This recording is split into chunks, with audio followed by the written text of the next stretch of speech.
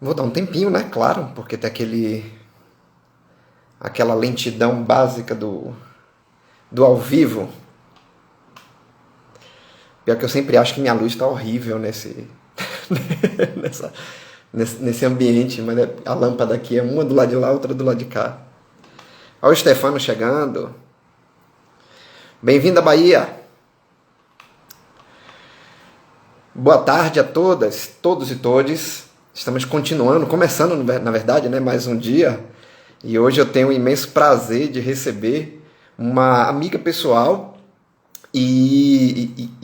por que não dizer, peraí, deixa eu só arrumar aqui um negócio, pronto.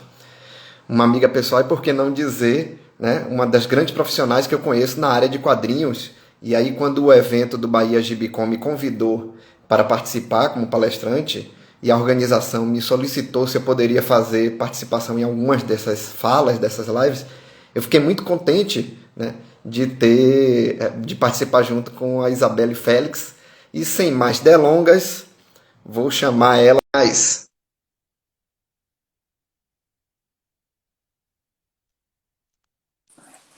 Vamos ver se eu acertei. Acertei!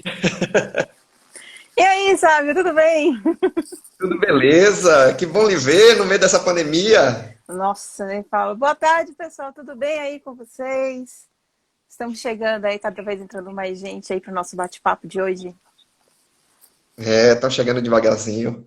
A gente não se vê já faz um tempo, não só porque você está em São Paulo e eu estou em Salvador, mas por conta dessa pandemia, toda essa loucura, né? Nossa, Os sim, eu não eventos todos que tinha. tô vendo mais ninguém, né? Tipo, ano passado também não teve CCXP, não teve FIC, tá? Não tô vendo mais ninguém. A gente só se vê assim É. online. A parte boa é que ver online também tem algumas vantagens de poder montar uns trabalhos mais organizados. Eu lhe acompanho agora pelo Instagram, né? Que antes ele acompanhava pelo YouTube, né? E agora tenho você pelo Instagram. É, YouTube tá aquela coisa assim, às vezes faz, às vezes não faz. Eu já aceitei que o canal vai ser intermitente e pra mim tá tudo bem mesmo. É. Continuo, continuo produzindo conteúdo de outras formas. Agora eu também estou com o podcast lá com a Flávia Gás, As Perpétuas. E aí a gente está trazendo discussões de quadrinhos por lá. Ah, que maravilha! Depois, quem tiver curiosidade e interesse, segue Belly aqui no Instagram, que do Instagram dá para dar acesso a outros espaços, né? Que você está trabalhando. Eu me lembro que, na verdade, a gente já participou junto do Plano Infalível, eu, você, o Edmário, né? A gente já trabalhou junto na RV Quadrinhos, o que foi também uma experiência muito legal, né? Não, para mim foi o ponto inicial de toda a minha carreira. Sabe, eu vou só dar uma pequena atropelada, porque teve uma pessoa que fez uma pergunta aqui sobre algo relacionado a Panini. Eu não vou responder Sim. perguntas relacionadas a Panini. Qualquer dúvida relacionada a qualquer título de lá, entre em contato com as nossas redes sociais. Tem uma galera muito massa cuidando de lá e vai tirar todas as suas dúvidas, tá bom?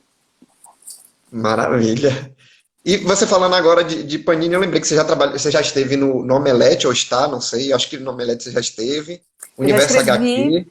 Eu escrevi para a revista do Omelete, que era o Omelete Box, fiz algumas matérias para lá, também já escrevi para o Universo HQ, também às vezes participo do Confins do Universo, quando o pessoal me chama, e também quando eu consigo, porque a agenda tá...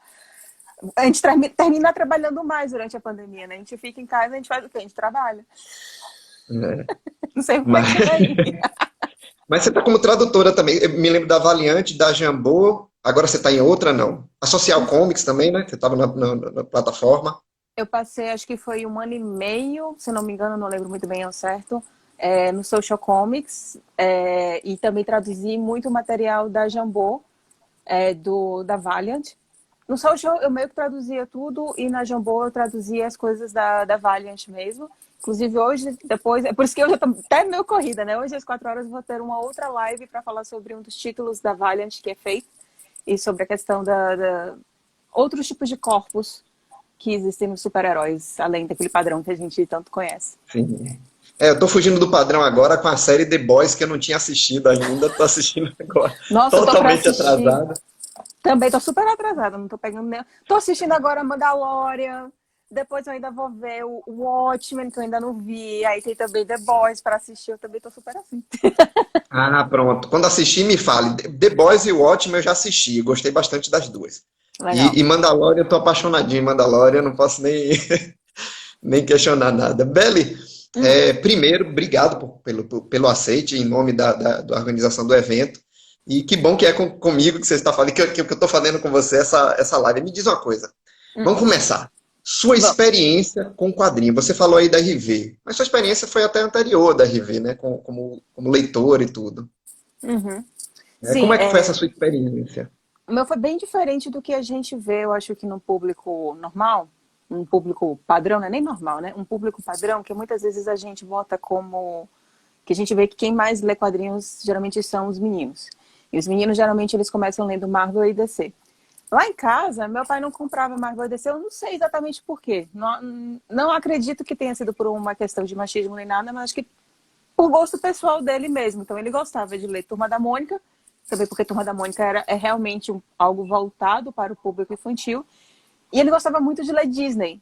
Então a minha base, quando criança, foi ler muito Turma da Mônica e ler muito Disney. Inclusive, lia Turma da Mônica quando eu não sabia ler. Então eu via todas as movimentações que aconteciam ali no quadro, porque tem uma narrativa também no desenho. E aí depois minha mãe perguntava, e aí, o que é que essa história aqui contava? Eu contava lá toda a história e minha mãe ficava tipo, mas menina, você nem leu, como é que você sabe a história? Você leu, só não foi as letrinhas ainda. Que é a magia dos quadrinhos, né, cara? Você consegue ler sem você precisar necessariamente ler as letras. Claro, né? Nem todo quadrinho é assim, mas enfim. Se você tem uma boa narrativa, e a Turma da Mônica tem essa narrativa mesmo, você consegue saber a história sem precisar ler as letrinhas. Às É. vezes é bom Não, você ler as letrinhas também, né? Porque vai ficar parecendo aqui, tipo, você não precisa ler, não, mas não é esse o caso, gente. É pra uma criança, pelo amor de Deus. E você é adulta e você sabe ler, não. lê as letras. Claro. É curioso, né? Porque você está contando para a gente aqui, você lendo ainda as imagens antes do domínio da escrita, do letramento, mas você deu o pontapé num projeto que eu até tentei e eu fracassei terrivelmente, que foi o projeto 365 HQs, né? Que você fez. Sim, então, aí depois, né, de muito ter acontecido na minha vida, quando eu vim aqui para São Paulo, e aí eu tava, tava só com frila, se eu não me engano. E aí eu fiz, cara, vamos lá, eu quero trabalhar nessa área de quadrinhos. Eu não sou roteirista e eu também não tenho muito esse tesão de escrever histórias, né? Tipo, eu tenho uma vontade, mas aquela vontade, assim, que faz você sentar a bunda e escrever, nunca tive. Também no desenho, tipo, não, isso aqui eu vou deixar pro Sábio, né? Quem desenha é ele. Então, o que é que eu posso fazer? Posso escrever sobre, tanto como crítica, como jornalista, como também posso ir para a área editorial. Existem outras carreiras também que você pode seguir, mas essas eram as que eu via, assim, que estava ali ao meu alcance. E eu fiz, ok, se eu quero escrever sobre quadrinhos, então eu tenho que conhecer quadrinhos. E eu não sou tão fã, assim, de conhecer apenas um aspecto do quadrinho. Então, tipo assim, a gente vê muita mídia especializada em super-heróis, a gente vê muita mídia especializada nos super-heróis dos anos 90, que é um recorte muito específico. Eu queria saber tudo. Então, se eu quero saber tudo, eu vou ter que ler tudo. Então, se eu tenho que ler tudo, então vamos fazer um desafio aqui, pessoal. Todo dia eu vou querer ler alguma coisa e todo dia eu vou escrever alguma coisa sobre. Inicialmente era para escrever um textinho, um negócio assim, bem pequenininho. Tipo, se você pegar os primeiros textos, eram isso, né? Li hoje aqui em Nimona, gostei, achei muito emocionante, muito legal essa HQ, é isso. Sabe, eu não falava qual era sobre o que era, não dava uma sinopse, não falava como é que era a narrativa, não falava como é que era a arte, nada. Era só mesmo ali para constar. E aí, com o tempo, é que foi crescendo, né? Vai crescendo a responsabilidade também na minha cabeça. E aí, consegui fazer por 2 anos o projeto de 365 HQs. Na verdade é curioso porque assim, eu não consegui fazer, óbvio, eu não consegui ler uma por dia, né? Mas eu adorava assistir você fazer e você dar os pitacos, porque foi aí que começou a ideia que eu comecei a ter de tipo, se eu conheço o quadrinho antigo, Belly é quem está no meio desse mundo do quadrinho mais atual, o que está saindo por agora, outras linguagens. Então eu agradeço muito a você, porque foi esse exercício seu que me mostrou outros suportes, outras narrativas, né, Que midiáticas massa! em quadrinhos, E isso também né? faz parte do que eu estou de plano como comunicadora de quadrinhos. Como eu trabalhei na RV, né, quando você trabalha numa comic, tem que explicar isso, né? A RV é uma comic shop, ela é uma livraria especializada em quadrinhos. E aí quando você chega lá, tem um monte de coisa estranha, tem um monte de coisa que você nunca viu na sua vida. E aí quando você pega essas coisas estranhas e você vê que essas coisas estranhas são massa, você fala tipo, putz, por que as pessoas não conhecem essas coisas massa? E eu fiquei muito com isso na cabeça, assim, que tem vezes que a gente gosta de um determinado filme dramático italiano, tem vezes que a gente gosta de um determinado seriado japonês ou coreano, que a gente acha muito incrível, e tem um quadrinho que ou é baseado, aquele filme, aquele seriado é baseado naquele quadrinho, ou então é algo muito parecido. Tipo, você pode ampliar a sua narrativa, você pode ampliar o seu gosto também com esses quadrinhos. Eu fiz, putz, é isso daí que eu quero, sabe? Eu não quero só falar por falar, eu quero que a mídia dos quadrinhos chegue em outras pessoas que não conhecem. E não conhecem por N motivos. Ou porque acha que é infantil, ou porque acha que é tudo de super-heróis, ou porque às vezes a gente nunca conseguiu bater na porta dessa pessoa. E eu quero tentar bater na porta dessa pessoa. E aí também foi isso o 365. Então é muito legal então, quando eu vejo uma pessoa que, tipo, putz, eu conhecia muitas coisas antigas. E aí agora eu tô vendo coisas novas que você falou, tipo, que bom. É. Não, e assim, e releitura, teve momentos do 365 que você pegou edições encadernadas, coisa que saía no período, mas eram coisas com material mais antigo. E você fazer uma leitura do momento presente também é maravilhoso, porque muita gente teve a ideia do tipo, eu li aquela história quando eu tinha 10 anos, 8 anos. E agora a Belly está lendo para mim essa história e está tendo uma outra interpretação. Deixa eu voltar nessa história e dizer, caramba, Não só né? tem essa questão de você estar lendo com um olhar que você tem 10, 20, 30 anos depois, como também, se você pega uma edição diferente, tem também a questão de você ver a diferença de trabalho editorial de uma época para aquela época atual. Qual foi a escolha do papel? Se tinha possibilidade de ter uma escolha de papel na época que saiu da primeira vez, o que tem agora, as escolhas de tradução também, por que também foi escolhida uma determinada tradução, se poderia ter sido escolhido outra adaptação, sabe? Todas essas coisas que faz parte também da narrativa da história. E é muito legal pegar todos esses dois, depois trocar as informações, né? Tipo, você lê de um jeito, eu li de outro, e aí, quais são as diferenças? É massa esse exercício. Você enriqueceu muito sua área profissional com isso, né? Olhando essas traduções, essas diferenças que ocorreram. Como é que foi essa sua experiência profissional com quadrinhos? Já que a gente viu a experiência pessoal. Como foi a experiência profissional com isso? Você ganha know-how. Se você quiser e se você for atrás das coisas, sair perguntando e você tiver, acho que também conhecidos e amigos, mas isso você também faz, hoje em dia com a internet, você faz isso muito facilmente. Você vai ganhando know-how. Tipo, quando você começa a ler quadrinhos, eu lembro, velho. Eu lembro que eu tinha dificuldade, e até hoje é um pouco meio tricky isso, saber a diferença de alguns papéis. Então, por exemplo, você saber um LWC, um Pisa Bright e um Couché, parece meio besta você saber disso. Parece algo muito nerd. Mas quando você está na área editorial, você entende que, tipo, aquele determinado tipo de papel, ou ele pode ser mais barato, então isso daí vai baratear o meu produto, mas isso daí vai interferir, talvez, na absorção das cores, e aí isso pode deixar um produto ou mais apagado, ou então mais brilhante. Às vezes também, numa narrativa, eu não preciso que você tenha umas cores brilhantes, porque a própria a coloração já é meio chapada. Então, esse tipo de conhecimento eu fui pegando exatamente lendo muito. Que aí eu via qual era o papel, eu via quando eu pegava duas edições diferentes, eu via as diferenças do que aquilo ali trouxe para cor, do que aquilo ali trouxe. Ó, lá vem Salem aqui com o rabo dele. O que aquilo ali fazia de diferença em todo o material. Então, tipo, você ler muito vai te dar know-how, vai te acrescentar conteúdos que você depois vai poder usar profissionalmente mesmo. Sim, eu imagino que deve ter sido uma aventura e tanto. E que ainda é, né? Porque você continua fazendo isso. Recentemente você fez de um quadrinho que eu tô doido para ler, Degenerado, que é um Nossa, quadrinho erótico. degenerado. Não, não é erótico, não. Hã? Não é um quadrinho erótico, não. É um Ah, não é quadrinho não? sobre. Não, é sobre um cara que ele estava na Primeira Guerra Mundial. Ele foi convocado para apresentar na Primeira Guerra Mundial. Ele é recém-casado e ele vê o horror que é você viver na Primeira Guerra Mundial. Então ele tenta fugir, ele consegue fugir. E para se esconder, ele e a mulher dele, né, juntos, ele se transforma numa mulher. E aí você começa essa discussão que é algo só que o quadrinho vai apresentar ali a nós, né? Vai só trazer essa Sim. discussão do transgênero, do você se vestir mulher, mas você ser mulher.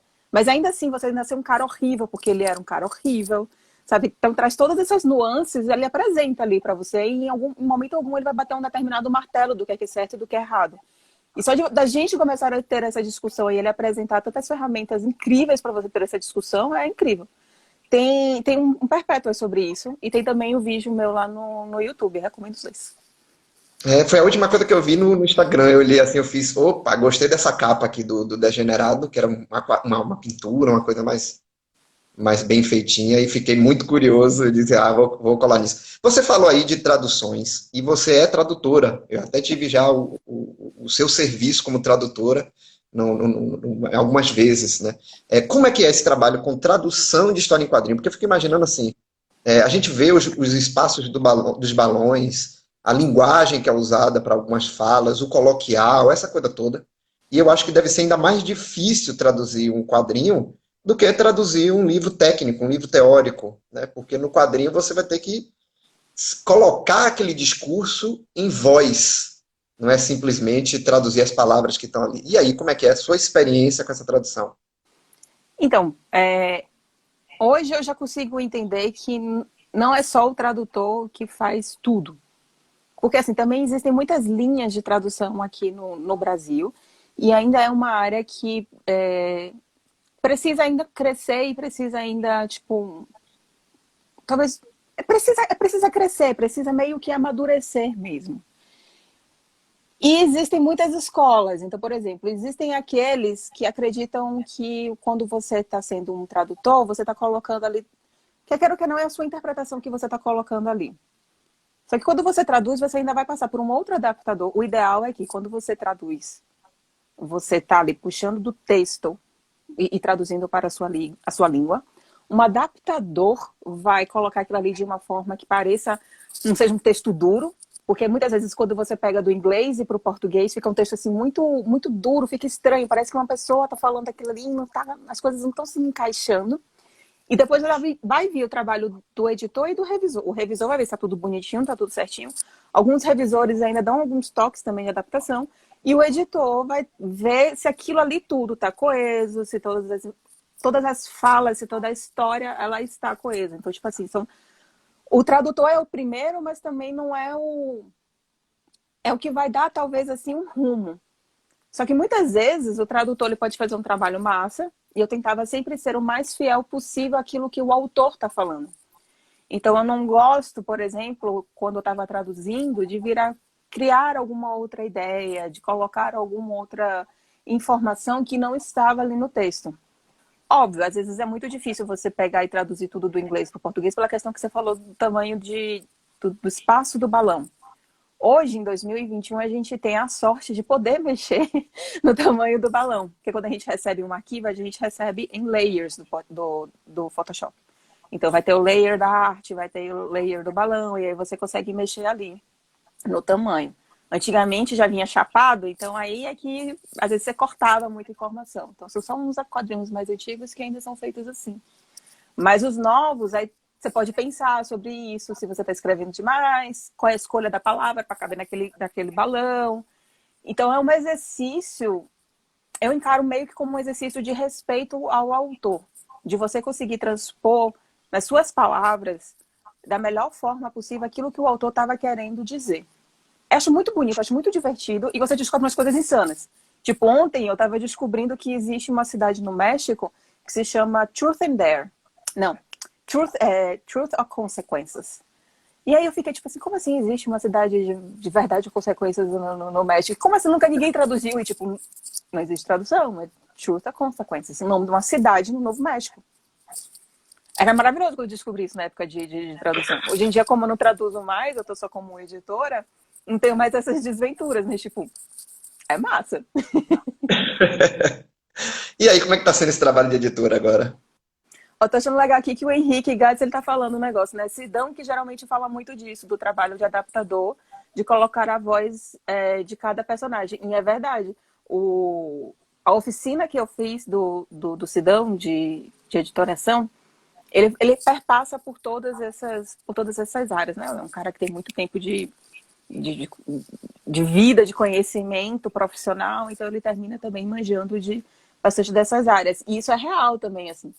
Eu tentava colocar um pouco na minha tradução, já dava umas sugestões de adaptação, mas não uma adaptação que eu fosse estar inventando algo completamente que não existe naquela história.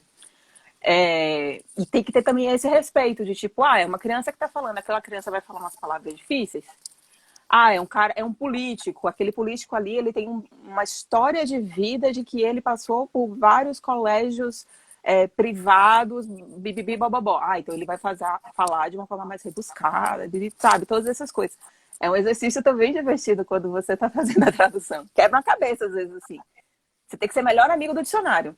Dicionário e sinônimos. São seus melhores amigos, assim, moram no teu coração. Ah, eu imagino que esse Sidão já, uma época, uma vez que ele olhou um quadrinho, ele fez, nossa, que legal que vocês botaram jargões que são regionais, tal, por ser um quadrinho regional. Ele gosta muito disso também, dessa coisa da identidade, de algumas coisas. É complicado às vezes traduzir e adaptar. Eu lembro que tem uma edição do Batman com Mulher Gato, e que aí a maneira que o cara fala, o que o vilão fala, na verdade é baseado num livro de história chamado Grande Massacre de Gatos. E aí o cara Vixe. tá falando sobre isso, e aí tá falando de um livro de história, e aí esse livro de história, que é contando uma narrativa do século 17, 16, 17, fizeram uma notinha de rodapé na revista, e eu achei maravilhoso. Tipo, isso é maravilhoso, quer dizer, faz a adaptação da tradução, mas ao mesmo tempo explica, né? A fala desse personagem remete a um livro de um historiador inglês, tal, tal, tal, tal, tal, tal. Então eu acho bem sagaz isso, mas também isso deve ter um trabalho que é de equipe, né? Tradutor, editor. Não, tem vezes que o tradutor vai querer sentar e chorar. Tipo, acho que eu lembro de uma cena, eu não lembro mais especificamente onde é que era, mas era uma cena do Coringa em que todas as falas dele eram uma música, uma cantiga infantil, uma coisa assim. E que fazia sentido com tudo que ele estava fazendo. E a tradução dava muito uma quebrada naquilo ali. E aí, tipo, cara, aquele momento que você vai quebrar a cabeça. E aí vai ter que ter também uma troca com outras pessoas. O ideal é que tenha uma troca com o adaptador e com o editor para chegar num ponto ali. Porque esse é o momento que você sente e chora, assim, real. Eu vi que eu imagino que o trabalho de editora agora, na verdade, não ficou nem mais fácil, ficou mais complicado, né? Então. Todos os trabalhos vai ter o seu ponto de dificuldade, sim. E não, que faz parte da área, né? Que são as escolhas que você vai trazendo. No caso, agora eu também estou mais desenvolvendo um trabalho em coordenação editorial. E aí já são outras dificuldades, tipo planilhas de Excel, que são os meus melhores amigos agora. Espero que esteja gostando, pelo menos. Pelo menos eu gosto bastante de planilha. Eu descobri que eu gosto de planilhas de Excel, porque eles organizam a sua vida, mas assim, é um outro, sabe? É tipo como se fosse uma outra camada. Então, assim, a gente está falando sobre trabalhar em quadrinhos e até agora a gente já falou de você ser vendedor de quadrinhos, ser livreiro, que infelizmente é uma profissão, e não só de quadrinhos, né? Mas ser livreiro já é uma profissão que tem diminuído bastante, antes da pandemia, inclusive. Mas é um trabalho que eu acho foda demais. Você conhecer os livros, você poder apresentar os livros, você poder indicar para uma pessoa, eu acho um trabalho lindíssimo. Eu gosto muito da época em que eu fui livreira.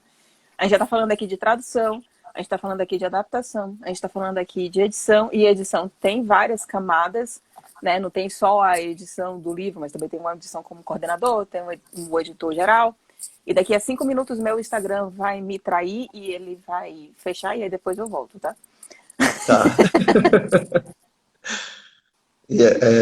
Então, vou aproveitar esses 5 minutos e perguntar, desse seu atual ponto de vista, né, depois dessa bagagem toda que você construiu como profissional, que é uma bagagem muito grande, né, se a gente for parar para pensar nas camadas, as etapas que você já participou de conhecer esse mercado de quadrinho.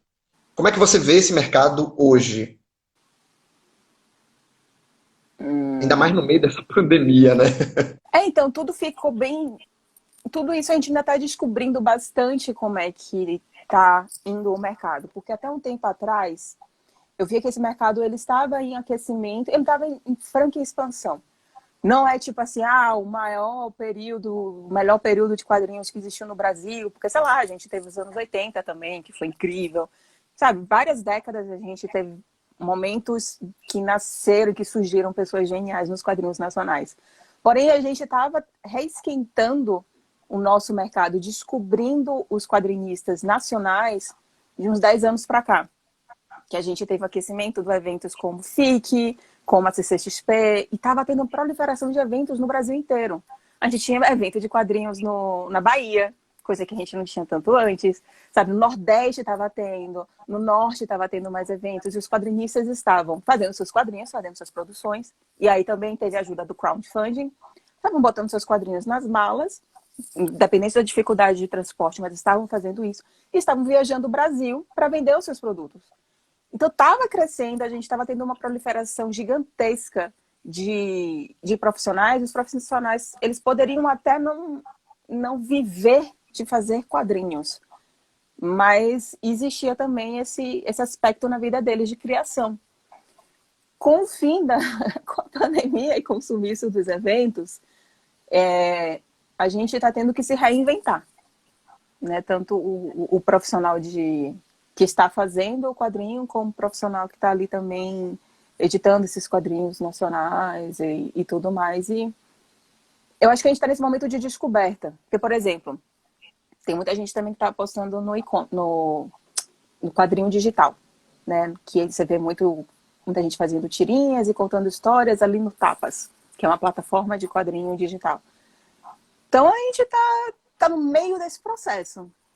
No que é que isso daí vai dar, a gente ainda tá descobrindo. Talvez tenha tido um pouco da retração, mas assim, em plena pandemia tudo retraiu, né?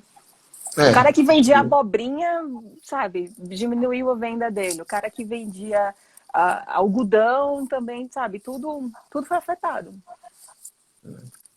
E o mercado de quadrinho, óbvio, vai entrar nesse esquema, porque é muito de presença, como você já acabou de contar pra gente, né? É muito de contato, presença, principalmente esses pequenos autores, pequenas editoras, né? Talvez até as grandes editoras estejam sofrendo também com essa... Cara, já começa que todo mundo está sofrendo com a alta do dólar. O que acontece quando o dólar aumenta? Os preços absolutamente vai aumentar. O preço do papel está mais caro, o preço do cartão, o papel cartão, né, que vai fazer as capas, vai fazer as caixas, vai aumentar. Então, o que antes um cara nacional, ele fazia um quadrinho de R$ 20, né, um quadrinho ali de 96 páginas por 20 reais, hoje em dia o cara vai estar fazendo esse quadrinho por 40. E não é porque ele quer ficar rico nem nada, é porque ele quer pelo menos pagar as contas dele. Tudo ficou mais caro. Então, já tem essa dificuldade daí. E aí, o cara que faz o nacional, ele também descobriu, como em várias outras áreas, no setor musical, no setor de seriados, de filmes, que seja. O cara, ele também descobriu que ele tem que ser um influenciador. Ele tem que manjar muito de redes sociais. Ele tem que estar ali sempre falando das suas obras para aí depois conseguir vender o trampo dele. E é difícil você ser o quadrinista, você ser um influenciador, então você ser o seu administrador, você ser o marqueteiro, você também ser o cameraman, você também ser seu social media, ser tudo isso daí para você conseguir vender o seu quadrinho. Então, assim, é trabalhoso. Estamos num momento em que eu torço muito pela galera aí perseverar. Imagino, ainda No que eu mais posso. que a gente tem um monte de autores, tanto de quadrinho quanto de literatura, de outras narrativas assim, principalmente ficcionais, que na verdade são bem introspectivos, são pessoas que a última coisa que elas querem Voltei. é um... Voltou? Pronto. Então tem pessoas que a gente vê Voltei. que as pessoas elas não são esses experts nas relações sociais. E às vezes isso não tira o brilhantismo delas serem artistas fantásticos, né? Ainda que não tenham nenhum trato social, tem uma certa timidez, mas quando você vê nas suas obras, e a gente em eventos vê isso, né? Aquele autor que a gente diz, caramba, a sua obra é fantástica, e você vê que o cara está mais retraído, tímido, ele é meio na dele. Tinha né? essa dificuldade também nos eventos, né? De quando você passava nas mesas, tinha uma galera que ficava, tipo, só faltava construir assim um bunker na frente deles, assim, para não ter que lidar com pessoas, porque ele ficava muito retraído. Só que, tipo, cara, você num evento, você vai ter que ficar ali chamando o pessoal, e aí, vem aqui conhecer minha obra, porque senão tem tipo uns 5 ali do lado dele, que as pessoas vão ver esses outros 5, não vão querer falar ali com você. Você vai ter que também saber ser vendedor. Ou você contratar alguém, É, né? Mas aí é, daí para você ter condições financeiras para contratar alguém também é é complicado, né? É talvez seletivo. assim, é, pensando aqui assim, às vezes você também ter um bom grupo de pessoas ali ao seu redor, né? Talvez você não seja muito bom vendedor, mas seu amigo é. E aí você faz sei lá, você se junta com essa pessoa, né? Então, tipo assim, eu vendo e você faz. E tentar criar esses laços, tentar. Isso daí também é algo que eu acho muito interessante, assim, na área de quadrinho, e sim, tem em qualquer cenário, em qualquer mercado. As pessoas vão terminar se juntando uma para ajudar a outra. E rolam umas coisas legais mesmo no meio disso. Imagina, parceria, ainda mais com uma editora expert como Isabelle Félix, e aí eu confio logo. E uma experiência que eu tive, Beli, na RV, foi uma mudança que me aconteceu na ideia de que eu tinha do mercado. Eu tinha uma ideia de mercado, quando eu era só leitor de quadrinho, de que tais coisas vendem e tais coisas não devem vender tanto, e talvez tais coisas não vendam. E aí, trabalhando na RV, que eu trabalhei pouquinho, você trabalhou muito mais tempo do que eu até, eu tomei um choque, porque foi uma das coisas que eu mais aprendi, foi de que as coisas não é como você está pensando que é. E aí eu vi que aquilo que eu achava que vendia, não vendia, e aquilo que eu achava que nem vendia tanto, não sei nem como é que está saindo em banca, na verdade era o que vendia mais, né? E aí, qual é a sua visão hoje como editora? O que tem acontecido com esse mercado nessa ideia de o que vende, o que não vende?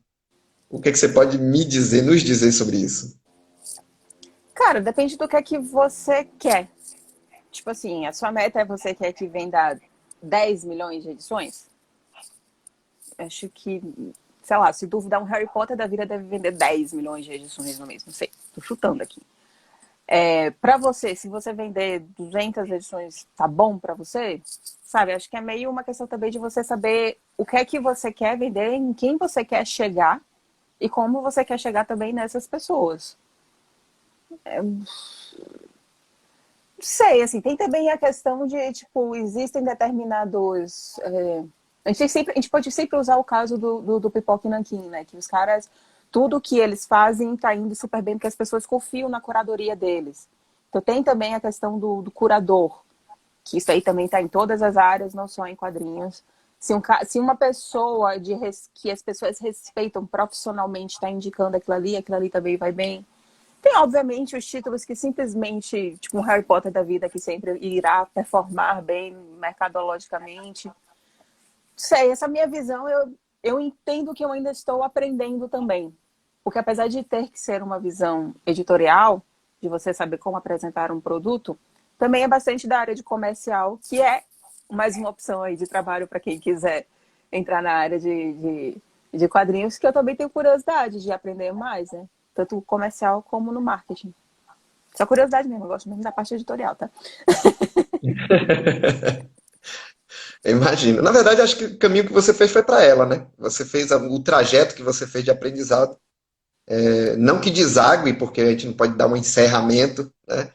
Mas eu acho que caminhou para justamente para essa área. Eu já imaginava, quando eu via você pensando as coisas, mesmo lá na RV, eu via você pensando nas edições e dizendo, poxa, por que que tal edição fez dessa maneira? Poderia ser, não ser um encadernado. Eu me lembro que você tinha umas posições, uns discursos, umas ideias, que quando a gente via eram as ideias de edição, né? De mercado, de entender como esse mercado pode se qualificar. Uma das coisas que eu vejo muito, e olha que eu estou evitando bastante até participar de grupos de fã de quadrinho, quadrinista, dessas coisas, porque vira e mexe tem uma turma que é mais tediosa, vamos usar essa palavra, talvez seja mais gentil, né? E que fica naquelas disputas de que tal editora é melhor que tal editora, ou que tal o material estrangeiro está violando, está destruindo o nosso material nacional. Como é que você vê pontualmente esse discurso, né, de um embate entre material estrangeiro e material brasileiro nacional? Hum. Lhe coloquei numa sinuca de bico? Não, eu tô aqui tentando parar pra. Porque assim, eu acho que, cara, é porque eu acho que talvez eu tenha uma visão meio poliana da coisa toda. Eu acho que tem espaço para todo mundo, é a gente realmente saber apresentar e a gente também saber trabalhar aquilo ali. Na época em que eu fazia o 365 HQs, realmente, sempre quando eu falava de algum material, principalmente voltado de super-heróis, e isso é algo que todo influenciador, depois que você passa um mês que seja falando sobre quadrinhos, você nota que sempre quando você fala de super-heróis estadunidenses, você vai ter mais view, você vai ter mais clique. Porque os caras são mais famosos mesmo, sabe? Tipo, os caras têm filme, os caras têm seriado, então as pessoas vão querer saber sobre aquilo ali. Então você fazer um conteúdo sobre eles vai te trazer mais retorno. Quando você fala de material nacional, material europeu, você vai ter um pouco mais de dificuldade. Existe um mundo paralelo dos mangás. Principal, que aí já é uma outra galera ali. E que quando você fala também dos mangás que são mais populares, você vai ter um retorno assim super bom. Se você vai falar de uns mangás não tão populares assim, você não vai ter tanto retorno. Mas o que eu realmente acredito é que uma coisa não precisa canibalizar a outra. Eu não acho que porque você vai ter mais clique falando de super-heróis, você tem que falar só sobre super-heróis. Assim como eu acho que você também não precisa simplesmente não falar de mais nenhum super-herói, porque é um absurdo que os gringos estão fazendo com o nosso mercado e eles estão acabando. Não, isso não existe, cara. Tipo, se você conseguir aliar os dois e fazer com que os dois funcionem juntos, eu acho que vai só simplesmente todo mundo sair ganhando. Não dá para negar o mercado internacional de super-heróis. Não dá. Tipo, ele existe. Vamos trabalhar junto com eles. Vamos também mostrar ali também as coisas nacionais, vamos também mostrar as coisas europeias, vamos mostrar os outros e trabalhar com os super. Tipo, pode ser meu E às vezes, poliana? talvez Pode, até, mas. às vezes até entender aonde eles acertam, que a gente pode acertar, ou entender, às vezes, o espaço que eles ocupam como produto e que deixa outros espaços vagos, né? Esse quadrinho de super-herói, por mais qualquer luz que tenha, o mercado que tem, eu sou um consumidor de quadrinho de super-herói, mas ele deixa um monte de espaços vagos, né, que não que podem ser aproveitados. E eu acho que, por exemplo, o mundo europeu aproveita muito isso. Né? Quadrinhos europeus, quadrinhos africanos agora também estão aproveitando muito isso e ganhando mercado na Europa, quer dizer, quadrinhos africanos que estão vendendo para a Itália, para a França, e que a gente ainda está aqui pensando que tudo se limita aos mocinhos e mocinhas de capa, né? Não que não tenham suas histórias ótimas, e também tenham suas porcarias. Como tudo, também o nacional, vai ter coisas ótimas, vai ter suas porcarias. Os europeus vai ter as suas coisas ótimas, vai ter suas porcarias. Tipo, não existe o infalível, sabe? Cebolinha tá aí para mostrar isso, né? Não existe o plano infalível. Mas cada. E, tipo, Existiu por alguns anos, né, com a gente. uma coisa que eu acho incrível que que a gente chama de majors, né? As majors estão fazendo, principalmente a DC, ela tá fazendo essa linha que é DC Kids e DC Teens. E que eles estão chamando autores que são best-sellers de tipo do New York Times ou o que seja, para fazer também seus trabalhos. E isso, tipo, sempre aconteceu. E mesmo que não seja para essas linhas, Kids e Teens, tem também nas suas linhas mensais. Então, por exemplo, tem uma autora que é a Mariko, eu não vou lembrar o sobrenome dela, Mariko Tamaki, deu uma pescada aqui, que foi a mesma autora de Laura Jean Vive, Terminando Comigo, e também de Aquele Verão. E ela começou a escrever Mulher Maravilha. Então, tipo, as coisas vão ter uma interseção em algum momento, porque é a mesma mídia. E tá todo mundo nesse mesmo lugar. E, tipo, se você fica comprando briga, se você fica nesse papo, cara, você tá no mesmo lugar, você tá na mesma sala. Vamos se ajudar que vai ser melhor.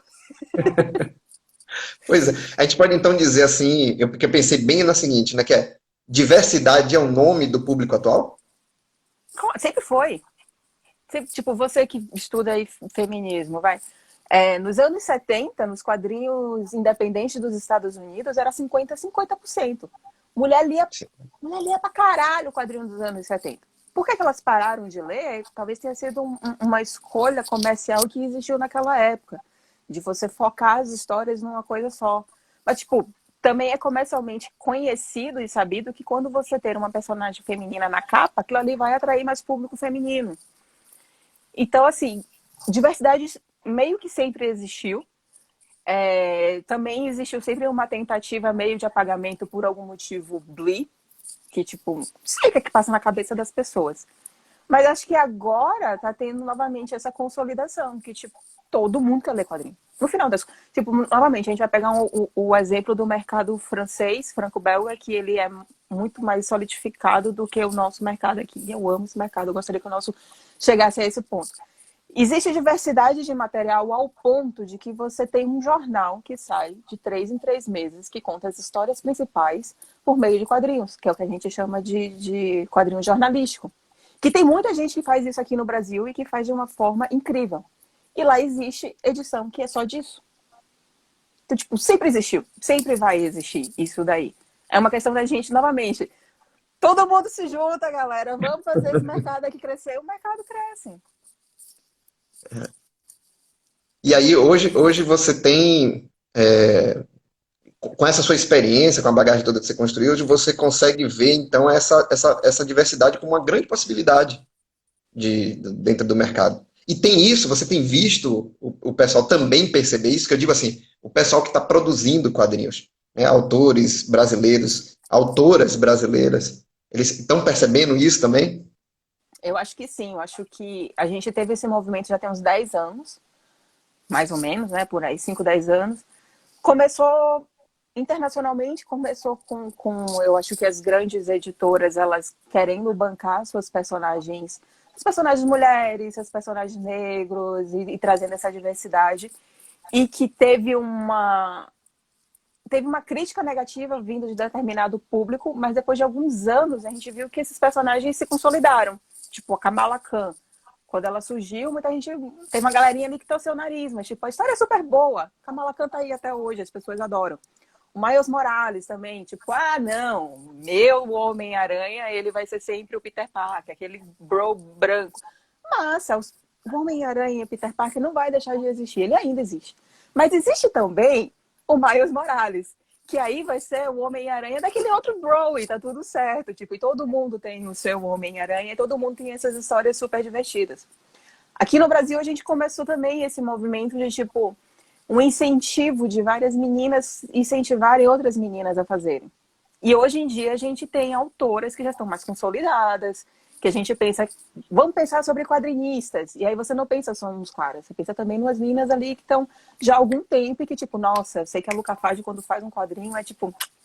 Bianca Pinheiro também, nossa, ela é incrível. Cris Eico, né? Pois a Cris Petter, quando faz as cores. A gente já tem agora, com esse incentivo, outras meninas que vão estar ali junto com os caras, e a gente tem esse mercado mais diverso. Então esse movimento está acontecendo ainda. Vai crescer e é algo que vai ser natural. E a gente vai trazer outras histórias, vai trazer outras formas de você contar uma história. Só tem a ganhar.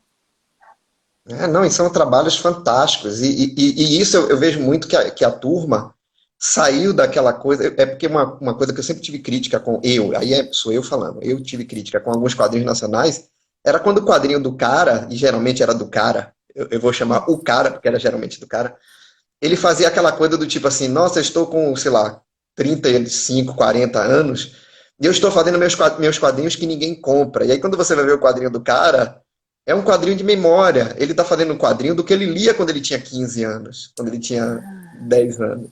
E aí ele faz aquilo e aquilo já não cabe mais naquele espaço. O tipo de narrativa, a argumentação, ela é muito localizada historicamente. E aí o que eu vejo, na verdade, no público, na produção feminina de quadrinho, eu acho que a produção feminina de quadrinho está, inclusive, dando um rumo diferenciado para a mídia.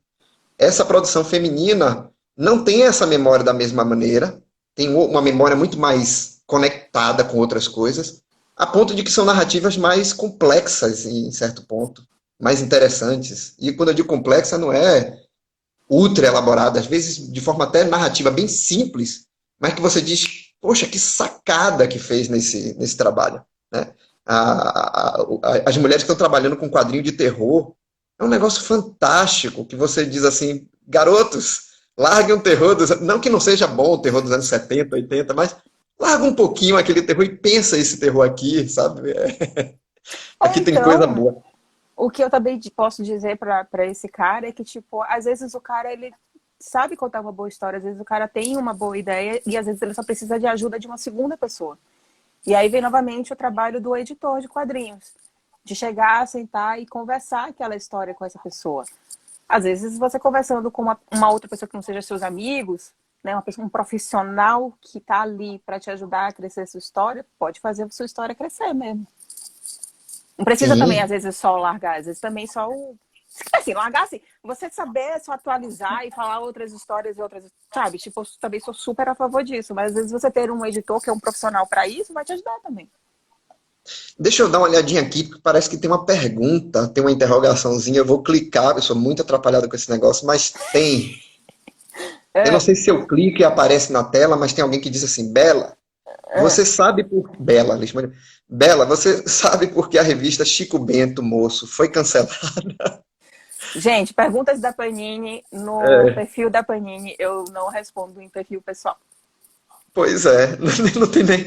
Mas eu não sei quem foi. É Mundo TM GFC. De qualquer maneira, Mundo TM GFC, já é a sua resposta, o que Belly falou, né? Dê uma olhadinha lá com eles, porque isso aí, como ela acabou de mostrar, a Belly acabou de mostrar que existe toda uma estrutura de trabalho sobre a produção de quadrinho.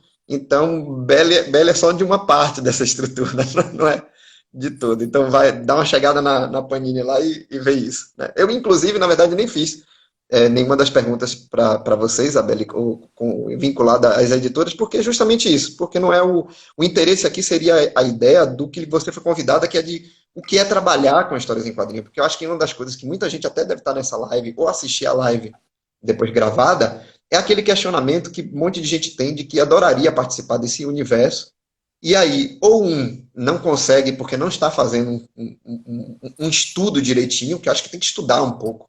Qualquer área que você trabalhe, você tem que ter um estudo. Ou talvez a pessoa não tenha esse feedback como você está oferecendo agora. Quer dizer, é uma espécie aqui de curadoria, Isabelle Félix, de para onde você pode ir e como é que está o cenário da coisa. Né? Cara, Estamos chegando ainda nos nossos minutos. tem ainda Diga, desculpa. umas outras profissões que muitas vezes a gente não fala muito sobre. Por exemplo, a gente tem um exemplo da Samela Hidalgo, que ela faz um trabalho de marketing de quadrinhos que eu acho incrível. Não só ela sabe fazer por ela mesma, mas como ela também, na época que ela esteve na Devi, foi uma época em que eu gostei muito do que ela estava fazendo com tratamento com influenciadores, cuidando ali também das redes sociais, da Devi. Então, ela é uma. E que agora ela está no Social Comics. Então, tipo assim, você não precisa só trabalhar diretamente com quadrinhos. Se você quiser, você também pode trabalhar com marketing, com publicidade. Tem uma vez que eu estava conversando com um outro cara que ele era, inclusive, cliente da RV.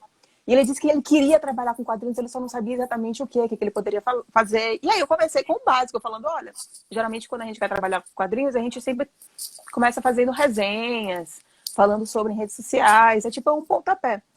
Mas aí a gente foi conversando e aí eu lembrei que ele era da área de economia. E eu pensei, cara, a gente também precisa de um setor comercial em qualquer editora, desde a editora grande da editora pequena. Tem que. E isso daí, na área de cultura pop, é algo que ninguém sabe fazer, que é algo mega difícil.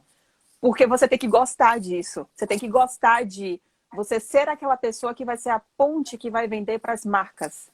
Então, tipo assim, você conhecer o produto, conheço de quadrinhos, e eu agora quero chegar para uma Americanas da vida, para uma empresa que seja, e vender aquilo ali.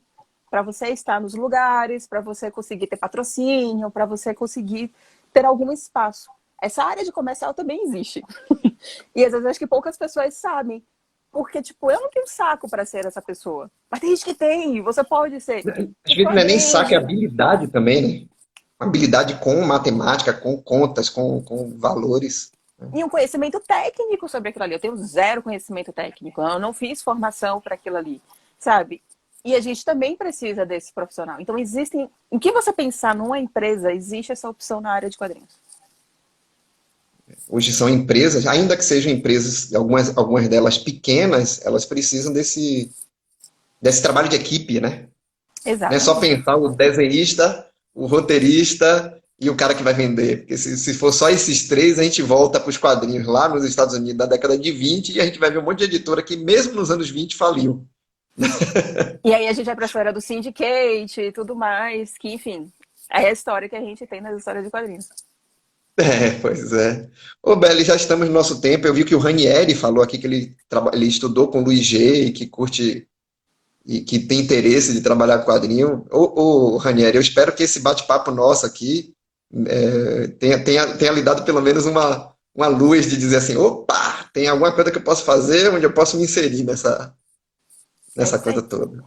Tem espaço, Ô, galera. Beli, brigadão por tudo. Acho que ninguém tem mais perguntas. Eu olhei aqui, eu sou meio atrapalhado digital, mas eu passei o dedinho aqui e não vi nenhuma pergunta. Caso eu tenha passado pergunta, gente, perdoa o coroa aqui que não percebeu onde elas estavam. Mas, Beli, brigadão por tudo, em nome até do evento do Bahia Gibicon.